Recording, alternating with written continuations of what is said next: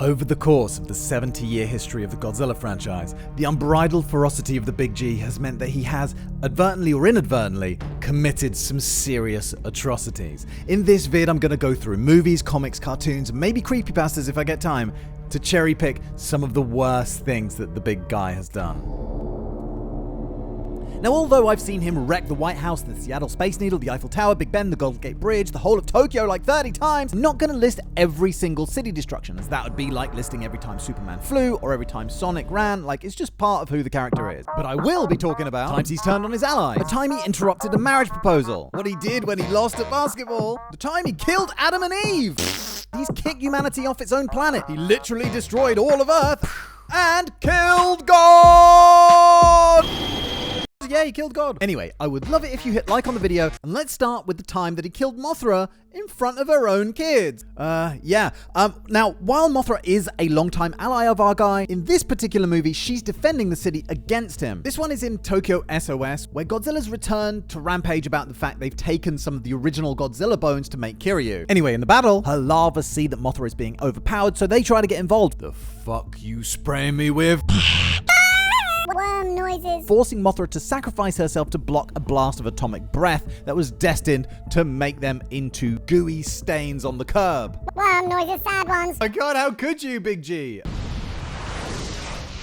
Then there was Anguirus in Final Wars, who, if I remember correctly, was possessed by the Exilians at the time. But just the way that Godzilla tail slapped his sometimes ally, like he was a ping pong ball, was both humiliating and hilarious. Although maybe not as hilarious and humiliating as the time he used his head as a springboard. There was the time that he pushed Anguirus into a river and then set him on fire in Godzilla Raids Again. But this was before they were ever allies, so I'm not really going to count this one. But the best example of when he turned on a buddy was when he was fighting Orga and Gigan in Rulers of Earth, only to be saved by Jet Jaguar. And how did the Big G repay him? With a face full of atomic breath. He slowly melted these tanks with his atomic breath in Mothra vs. Godzilla. Imagine sitting in this thing, the walls around you slowly heating up, gradually cooking you alive. I was wondering why the occupants don't just get out and run away, but thinking about it, Godzilla has got a habit of superheating the air around stuff, so there just would be no escape. You probably remember the time he blasted a hole through the crust of the Earth to open a passage to Hollow Earth. What I didn't remember was that he was standing above a busy multi-lane highway at the time. Now, most of the traffic is at a standstill, so either they've probably, abandoned their vehicles, but if you look very, very closely, you can see these tiny specks getting their shift on because they know that when this guy lights up like a Christmas tree, ain't nothing surviving till Mexico. Then here, he was angry at the military bombarding him with a load of artillery, so he picked up this nearby train and slammed it into the side of this building. What's extra disturbing about this is you get a glimpse inside the train right before it happens. Like, you see all of these characters' terrified faces, and then after, you get this silhouetted depiction of the big guy looking outright sinister. Oh, just realized that what I'd been reading was the manga version of the Return of Godzilla movie from 1984. But in the manga, it's so much worse. In the movie, he just picks up the train, he looks inside it, and then he drops it again. In the Marvel Godzilla comics, he ripped up a pipeline and brought it down onto some innocent fleeing squishies. There was the time in GMK where this version of the character was formed up of the vengeful spirits of the dead. And in this one, he literally nuked a fleeing crowd, like there was a mushroom cloud and everything. And of course, there was that famous woman in the hospital bed who thought she got away with it, as Godzilla seemed to pass her by. When slam, she got tail slapped pretty good. He couldn't even run away. I don't know about you, but this white-eyed version of Godzilla is one of the scariest in my book. Get in the comments and let me know which you think is the scariest. He nuked a whole flotilla of ships, and here be monsters, there be monsters. Something. Arr! And then this one pirate. The reason I've got it on this list, though, is that it's just so overkill, you know? Like, he could have pinky flicked this guy and broken every bone in his body, but no, he decides to nuke him. Like, it's not physically possible for you to be any more destroyed. He tried to eat a whale in Rulers of Earth. Pretty sure that's an endangered species, but you know, animal, predator, so, Mother Nature's a bitch, you know? Also, small chance it was an evil whale. We don't know, is all I'm saying. We don't know, what this guy was up to like 5 minutes before this panel. He melted the ball when Charles Barkley was beating him at basketball. Yeah, basically Charles Barkley grew to 300 feet after he flipped a magic coin. Charles Barkley obviously being the best counter to Godzilla that America has got, you know what I mean? His appearance caused a tsunami this close to this dude, who somehow survived. He didn't even get wet. Broke Kibira's mouth open and then shoved a giant octopus down it. And then blasted the whole thing with atomic breath, of course. Squeonk. Alright, let me just take 10 seconds to give a quick shout out to Raid Shadow Legends, the free-to-play RPG with tons of giant monsters and hundreds of champions which can all be customized in a myriad of different ways. You can scan my QR code and join my clan, or check out the link in the description for some pretty cool bonuses. Right, on with the show. Now this one's not like an atrocious deed necessarily, but it is definitely tough love. Oh wait, did he just kick him as well? Oh, but it's fine, it's fine. It was all this kid's fantasy, basically like a daydream, because he himself was getting bullied at school, so he had this daydream about what Godzilla and Melilla would do, and Godzilla kind of forces him to face his fears. He got pretty badly beaten as a result, you know, a little bit electrocuted, you know, punched really hard in the face. It's a learning experience. It's a learning experience, you know. Oh! There was the time he grabbed a bus and shoved it down Bagheera's throat. Again, all the cars here are empty and the doors are open, so maybe there was nobody in this bus, but he ain't caring. It's going in there. Putting it in his face. Look at him laughing there. He's just laughing his scream. He killed this guy's kids in Kingdom of Monsters. Yeah, the brother was like, I wish I had a real monster and I wish it fucking ate you, to his sister. So really, Godzilla was making this kid's wish come true. Then when the guy went to get revenge, Godzilla made him look stupid. Yeah, basically this guy understandably got hell-bent on getting revenge for the death of his kids, so he strapped himself full of every explosive he could find and threw himself at Godzilla. I don't know, I guess he thought it would work, you know, yeah.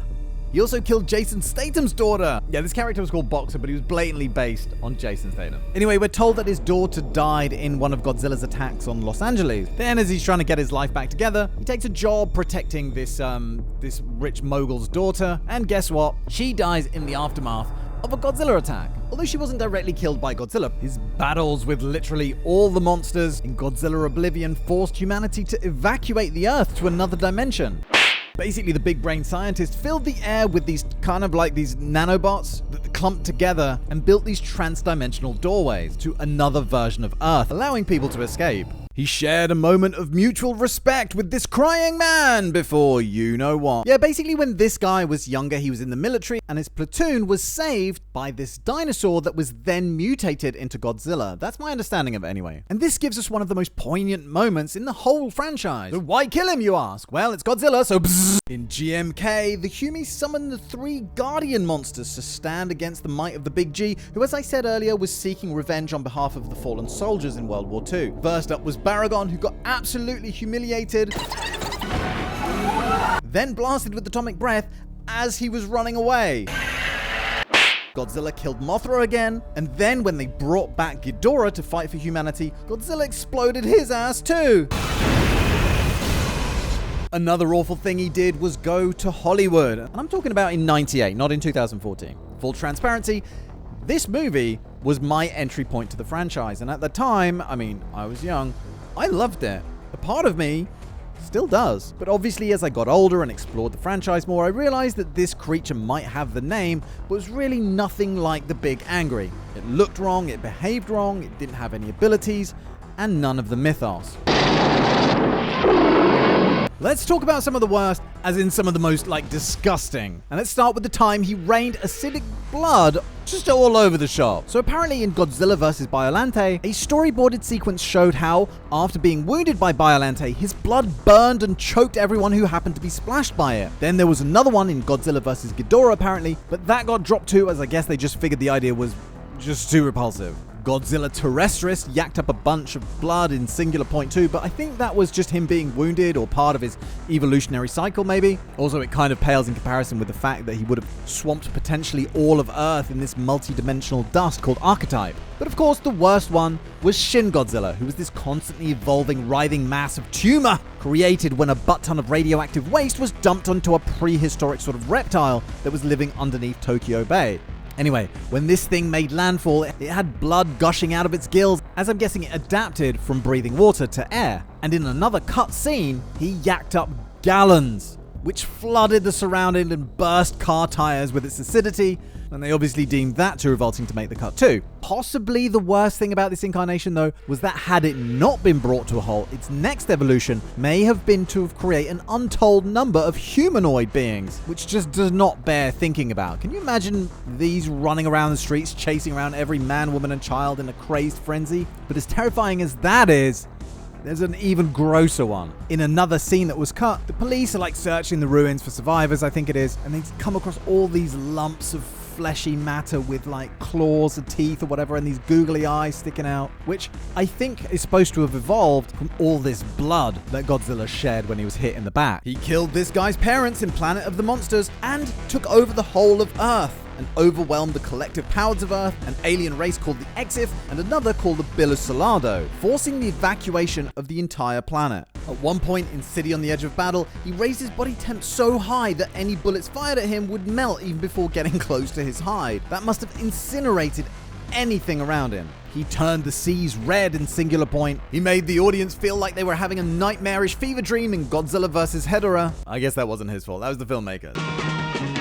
He brought about the downfall of the gods in Rage Across Time and smashed Mount Olympus. For those that don't know, Godzilla Rage Across Time is a brilliant comic looking at the big guy at various different points in time and putting him in ancient feudal Japan, Old England, it put him at the center of Hannibal's crossing of the Alps, and yes, in ancient Greece where he butted heads with Poseidon, then obliterated Ares, then fought the Hydra, which was pretty damn epic, ending with him smashing the beast into Mount Olympus and bringing down the very seat of the gods.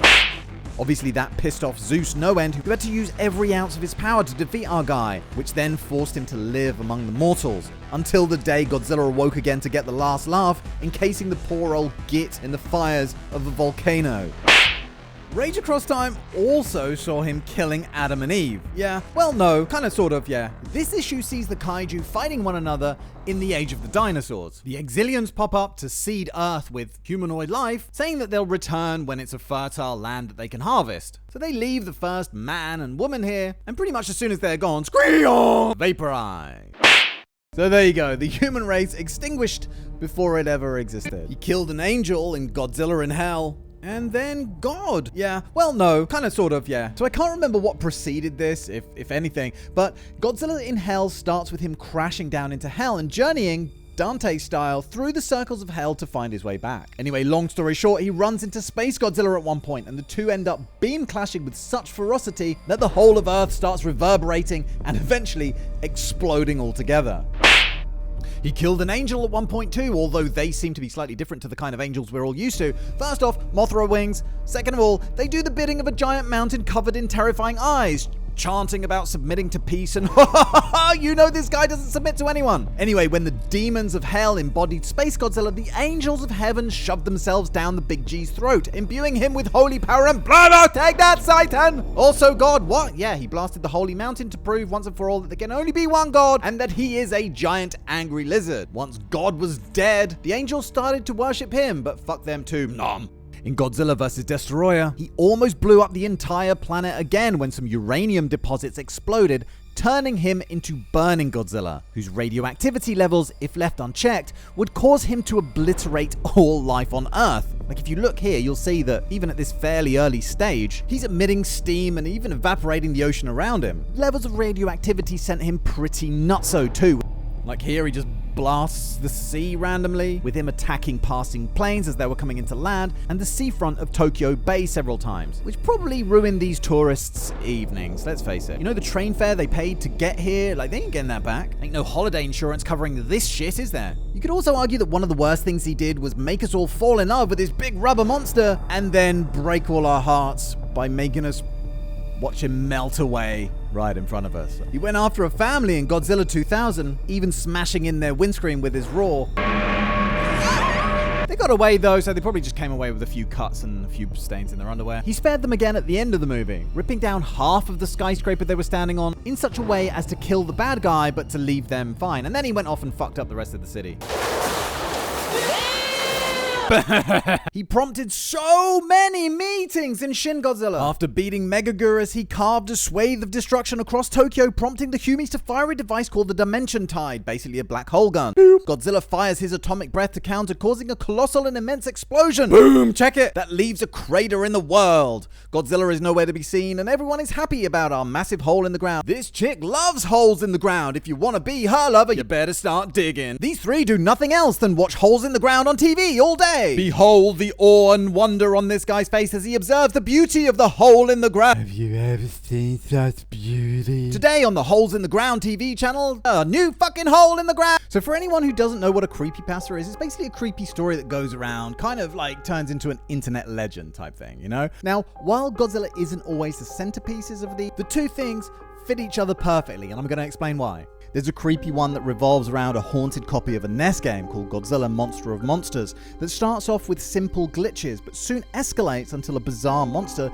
known only as Red inhabits the game, eventually eating Godzilla whole and psychologically tormenting the player, somehow knowing that his girlfriend committed suicide and stuff like that. Pretty creepy. Now, as I said, the Godzilla aspect is just the theme of this. So whilst it's not specifically a terrible thing that Godzilla did, I do feel that it provides for an extra spooky setting, giving the whole thing this unknowable cosmic horror setting. There's also the Man in the Suit creepypasta, where the actor in the Godzilla suit from Godzilla 54 seems to become obsessed with the suit, and then it turns out that either he is growing into the suit or the suit is growing into him. He reportedly bit the guy in the Angura suit, starting his mutation, and drowned another actor, the guy who was in the King Kong suit. And he was rumored to carry on mutating and evolving forever, possibly into what we know as Godzilla. He also mauled the parents of another performer, a girl who was inside one of the Mothra lava suits, when they were simply trying to protect their daughter. So whether this is Godzilla in the form that we know Godzilla, or whether it's some sort of ghost or entity, we'll never know. But I really like this one, because it kind of runs with the constantly evolving nature of Godzilla, and it's just really unsettling. If there are any more of these, get in the comments and let me know. The MonsterVerse incarnation of the character was pretty benevolent overall, of course causing mass damage, but usually only because there was a good reason. For example, in GVK, his rampage, as devastating as it was because he sensed that Apex was building Mechagodzilla. His fights against the other monsters that we've seen in that continuity were mainly territorial in nature. For example, in Awakenings, he nearly kills this kid, but that's because he's in the middle of a fight with Shinamura. Same in Godzilla Dominion, where he accidentally sparked off all these oil tanks, but again, that was because he was fighting Skilla at the time. He does take out this kid's sandcastle though. He says Gura instead of Shkrionk in Godzilla Aftershock. Crime. He interrupted Superman's proposal to Lois Lane in GVK vs Justice League, or Godzilla vs Kong vs Justice League, or whatever that was called, before smashing the Man of Steel through several buildings and dropping him with a huge atomic breath. This is actually a kick-ass little comic. I'm really enjoying it so far. Basically, the bad guy uses the mother box to bring the monsters into the JL universe. We got Batman versus Camasots. We got Flash versus Skilla. Atom Smasher gets his ass handed to him. Shazam and Supergirl manage to knock Godzilla out, but not for long. Wonder Woman and Green Lantern go up against Tiamat, and honestly, I'd never thought we'd see him again. Look how badass he looks. Then Tiamat and Godzilla have to fight Aquaman's Kraken. It's got gorilla people city, don't know what's going on there. Before Lex Luthor rebuilds Mechagodzilla. Yeah, I can't wait to read the ending of this one. By the way, if you want more on these comics, I've done reviews of Godzilla Awakening, of Aftershock, of Dominion, etc. You just have to go looking for them on my channel. But while we're talking about MonsterVerse, I really want to know what you guys are thinking about GXK: The New Empire. As I'm recording this, it'll be out in a couple of weeks, and quite frankly, it's my big hope for 2024. There aren't many movies that I'm actually excited about, but I do have a few little doubts. Sure, I'm pretty pumped about seeing Evolved Godzilla and Kong with his mechanical hand. I'm hoping what they'll do is they'll pull some kind of switcheroo like they did with GVK and pull one of the classic monsters from the Toho back catalog out of the bag. But anyway, I don't want to go into it too much right now. I mainly want to hear what you're thinking. So get in the comments and let me know. As for the worst things he's done in fights, I've seen him blow out the back of Biolante's head by shooting atomic breath into his mouth. I've seen him head stomp Mechagodzilla, head stomp Baragon, head stomp Baragon into a wall. He plunged his arm into Destroyer's chest. He exploded Auger when the alien tried to eat him whole. He belly flopped Megagurus. He blew Gigan's head off in Final Wars, and he smashed Zilla into the Sydney Opera House. Now, of course, most of these guys were bad guys, so they probably deserved it. They just make the list because they're, particularly brutal. He took out some of his wrath on these power lines in Godzilla 54, which would have switched off God knows how many breathing machines, killing your grandma! if she was on a breathing machine in Tokyo at the time. This is what Tokyo looked like when he was done with his rampage, but the most heart-in-mouth moment was when we see this woman's lifeless body being stretchered away, and at first you think, oh, okay, just another victim of collateral damage, but then we see that she's leaving this little girl wailing and orphaned. It's shocking not only because of the image that we're seeing, but also because we know that this wasn't one isolated incident, and there must be hundreds of kids that will wake up the next day without their parents, parents without their kids, and so forth. But the main reason that I have this as number 1 on the list is that, as you know, Godzilla 54 was heavily inspired by the real-life events of Hiroshima and Nagasaki, meaning that this scene undoubtedly really happened to someone, somewhere, and probably many people. And on that somber note, ladies and gents, let's leave it there. If this video does well, I could follow it up with all the bonkers ways they've tried to kill Godzilla, and believe me, there is some mad shit. But I will leave that to you. Either way, I hope you've enjoyed this Godzilla special. Enjoy GXK, and I will see you very soon for the next one. Thank you very much for watching, and cheerio, bye!